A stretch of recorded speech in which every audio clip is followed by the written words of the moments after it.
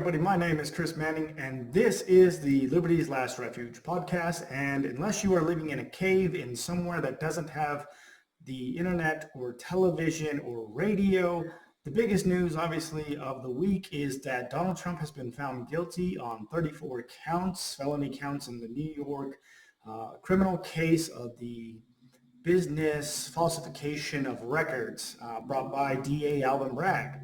Now, obviously, if you paid attention, you have any concept of the Constitution and any sort of due process rights, you understand that this case was complete crap from the beginning. But here's what I think those of you who are in the Republican camp, who are Donald Trump supporters, need to start preparing yourself for. Donald Trump is going to get sentenced to jail. And I'll give you some of the reasons why here in Liberty's Last Refuge. All right, so the first thing we've got to consider is the fact that I know many people were in disbelief that this would actually happen, that Donald Trump would be found guilty, although that was the most likely outcome if you paid attention. There are multiple issues with this case that eventually it's going to get overturned. The question is, will any of that happen before the election? I don't think it will. I don't think that the New York court system is going to be inclined to speedily run this through the appeals process. Although it probably should. This is in a case where clearly the motivation behind this case was purely political. There are so many egregious errors, both on a constitutional level and on just simple reversible error by the judge, that this case is ripe for reversal. Now, let's go ahead and go through this case and the reasons why it will eventually be overturned and why I think the judge is going to sentence Trump to jail time. Now, he's not going to actually serve any jail time because in New York you get to delay an appeal, delay your prison sentence until your appeal has been exhausted unless you are seen as a public threat. Now, Trump obviously is not a threat to anybody for any sort of violent issue, but the reason why Judge Merchan is going to recommend jail time is because they do believe this, and I want you to pay attention. Those of you who are still in the disbelief category that Donald Trump is going to be sentenced to prison, to jail, they have totally bought into the idea that Donald Trump is a true threat to democracy. That's not just a talking point. They truly believe it. And if you need any evidence of that, just watch Bill Maher's interview with Megyn Kelly. Now, Bill Maher is a fairly centrist liberal. So he's obviously a liberal and he's on the left, but he's fairly well, still understands logic and reason and reality.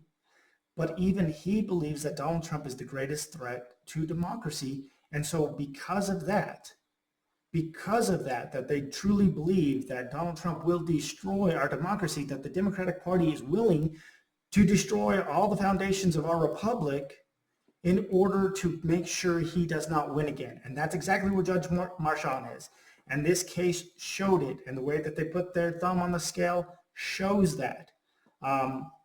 So that's why the judge is going to sentence Donald Trump to jail.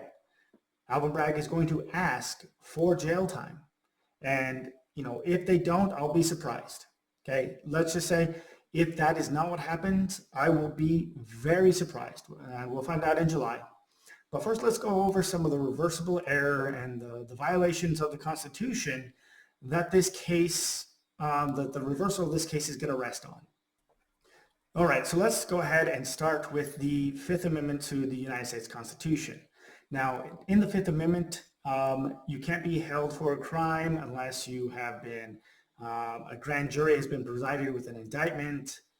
And now this happened partially. Okay. The grand jury in New York did indict Donald Trump on the falsification of business records. Here's what the problem is that was a dead misdemeanor. Statute of limitations ran in 2019.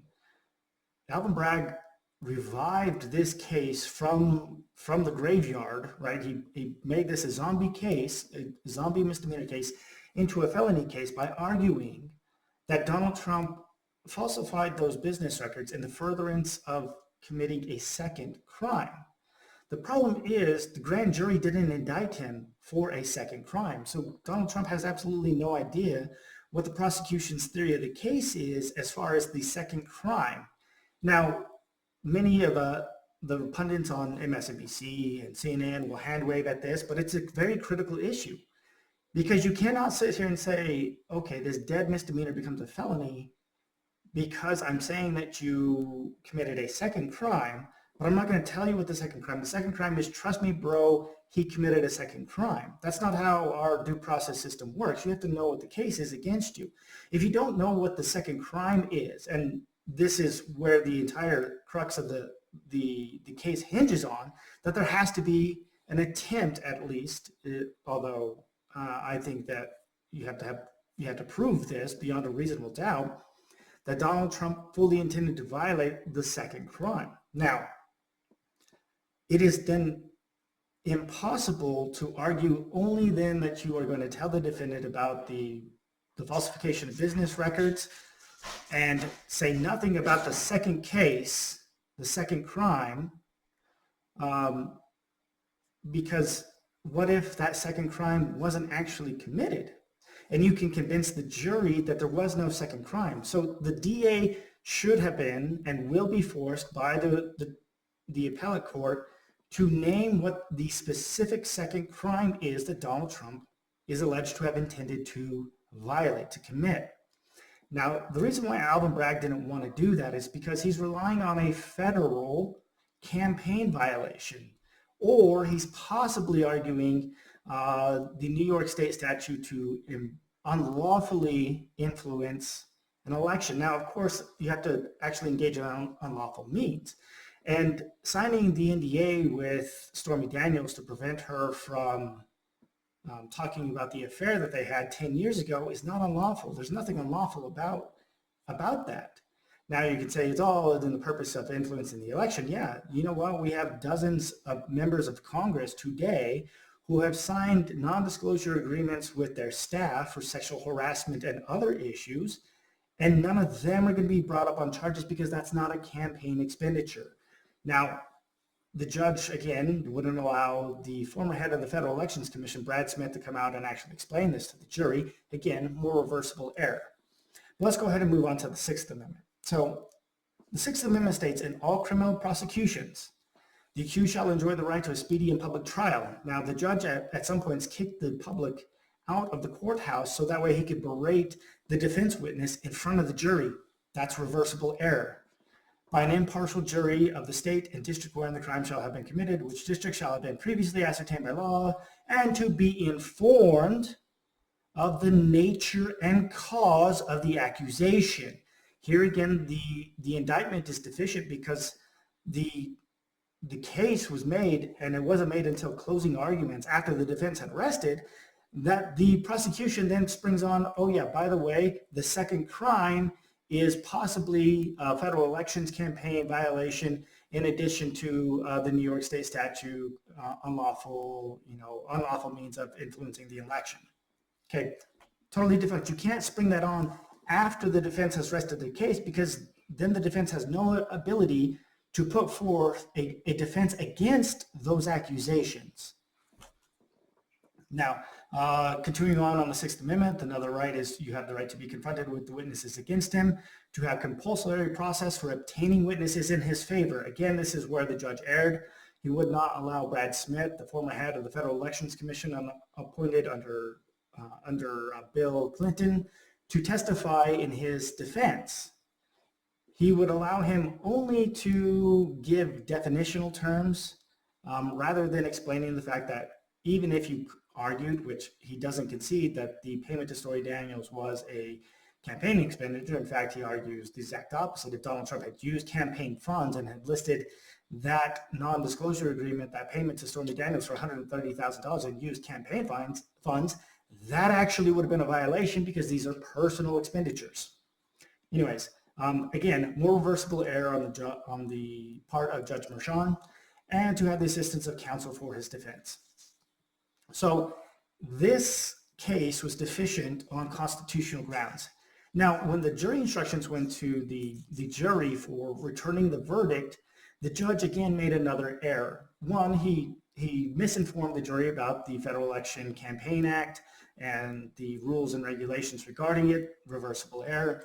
But also there is the case in 2020, Ramos v. Louisiana, in which the Supreme Court overruled Apodaca from 1972 and stated that in cases involving the Sixth and Seventh Amendment, that unanimity is a requirement in the state courts. Okay, so now we hold that there has to be unanimity of the jury. Now, the judge allowed the jurors to make up and take a buffet style of okay, 3 of us believe that he committed a tax crime, 4 of us believe that he committed a federal elections campaign contribution crime, and 5 of us believe that it was this unlawful means to influence the election. Of course, that's circular, because the unlawful means was the falsification of the business records, but then you just get into a circular argument as to which one influenced which. So that's not going to hold up. You can't have the state bring a federal election charge, especially one which the FEC looked into and said this isn't a violation because this is not a campaign expenditure. Not so much the case for Hillary Clinton. But then we also have to look to Andres v. United States in 1948. And there, the Supreme Court stated that unanimity in jury verdicts is required, where the Sixth and Seventh Amendment apply. Again, Sixth and Seventh Amendment applied in this case. In criminal cases, and this is a quote, in criminal cases, this requirement of unanimity extends to all issues. I'm going to repeat that, to all issues, character or degree of the crime, guilt and punishment, which are left to the jury. So you can't have the jury say, okay, some of us believe he committed this crime, others of us don't. So if you don't have agreement on the second crime, if you don't have all 12 jurors agreeing that there was a second crime, then you can't find in the first case. And again, I've gone over ad nauseum of the issues regarding whether or not you can actually convict when you don't even tell what the second crime is in this case. And I don't believe that you can, because the second crime is a requirement to revive the dead misdemeanor into a felony. So then the DA must prove beyond a reasonable doubt that the second crime even was intended to be committed, which they made no attempt to. The DA stuck strictly to the documents falsification. They provided no evidence of any sort of tax fraud. They provided no evidence of a federal elections campaign violation. And they provided no evidence that there was an unlawful means in which Donald Trump influenced the election, right? He didn't falsify and register a whole bunch of dead people like the Democratic Party does to vote for him. Okay, so eventually this is going to get overturned. I don't know when. It hopefully will be before the election, because this is consequential. But Donald Trump, I believe in July, is going to be sentenced to a jail sentence, but he will not actually go to jail because he'll have appeal. All right, so that is all I've got for today on this case. I hope you all enjoyed this. If you enjoyed this episode, please like, share, subscribe to my YouTube channel, and I hope you all have a wonderful rest of your day.